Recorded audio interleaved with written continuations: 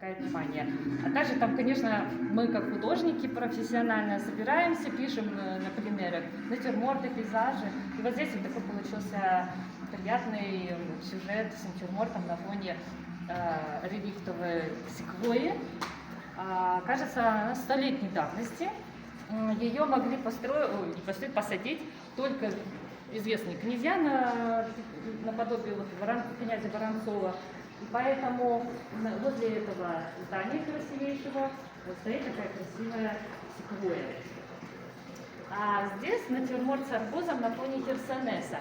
Интересен здесь сюжет тем, и по истории его написания. У меня арбуз, когда я уезжала на пленэр этой осенью, мне Сергей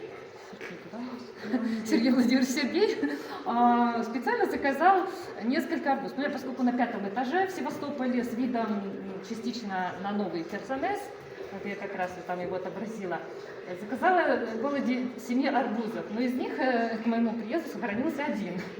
И из всех этих арбузов один единственный я решила использовать, запечатлеть в своих натюрмортах. Это здесь будет представлен и там.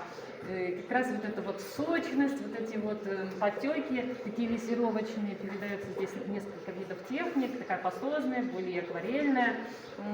Написано было, как вот писал Константин Коровин, ночью, под вдохновение. Вот этот вот сюжет, он неспроста как-то родился. Здесь это делаются все переживания, прочувствуешь, и ты хочешь это привнести на холст. Поэтому тут еще интересная бутылочка стоит. Может быть, знаете, мускат белого и красного камня.